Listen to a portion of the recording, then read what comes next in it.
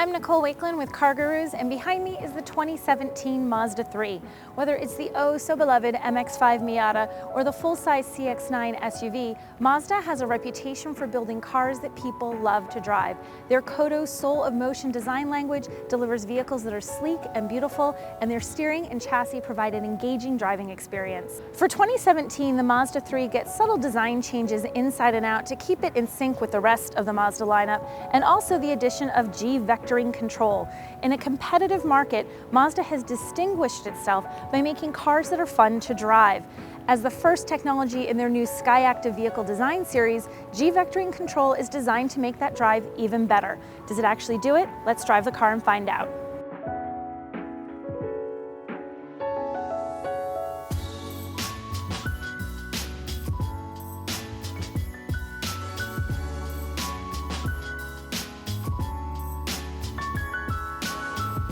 There are no significant changes outside, as this is only a refresh, but a new front grille gives it a more aggressive face, nicely accented by the LED headlights available on higher trims. Mazda revised the rear bumper to match that new face and keep the car's low, wide stance consistent from every angle. The 18-inch aluminum wheels also get a new look, while the 16-inch wheels carry over from last year. Mazda makes fabulous interiors that consistently look like they belong in more expensive cars, and that's exactly what you'll get when you take a seat in the Mazda 3.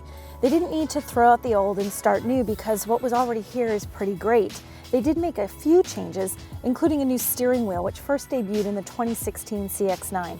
It's the same size that it was before, but it has a smaller center.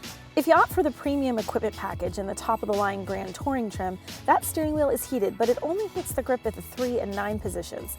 Yes, that's where you're supposed to be holding the wheel, but it stays ice cold everywhere else, and you'll know it as soon as you move your hands to go around a corner. Mazda swapped out the traditional parking brake for an electronic parking brake, which frees up room on the center console, and they've increased the door pocket volume, making them longer to more easily accommodate larger objects. Rear seating, although not as comfortable as what you'll find up front, is still nice. Headroom is good, and 2 adults will find plenty of space, unless the front seats are pushed all the way back. Putting a person in the middle seat makes things tight though, so the 3 isn't great for taking 5 people on longer trips. If you stick with the sedan, you have your choice of 3 trim levels. The Sport and the Touring come with a 2-liter 4-cylinder engine with 155 horsepower, while the Grand Touring we're driving today has a 2.5-liter 4-cylinder with 184 horsepower. Opt for the more expensive hatchback, and there's the Touring 2.5. This is essentially the same trim as the Touring, but with the larger engine. Either way, across the lineup, aside from the Touring hatchback, you can opt for either the 6-speed manual transmission or the 6-speed automatic. The base Sport with manual transmission starts at $17,845, while the Touring comes in at $20,445. The top-of-the-line Grand Touring starts at $23,145, which is still an incredibly affordable price point for how much car it gets you.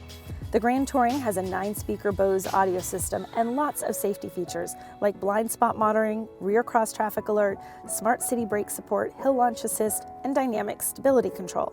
Additional safety features include new traffic sign recognition and enhanced smart brake support, which warns of a collision and will even apply the brakes. The Mazda 3 is great to drive with plenty of power and a smooth transmission.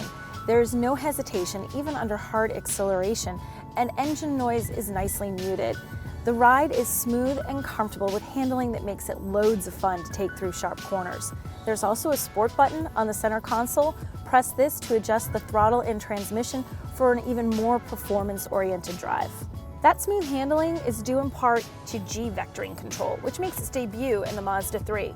This system adjusts the engine's torque as you turn the steering wheel to shift the vehicle's weight from front to back.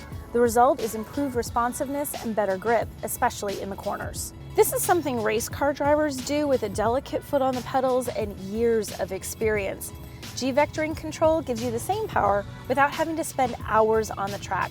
Honestly, it's not something that I can really feel all the time as I'm driving around, but I know it's there in the background to improve the handling and give the car a smoother ride.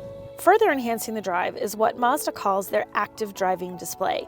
It's essentially a small rectangle of plastic that pops up in your line of sight above the gauge cluster.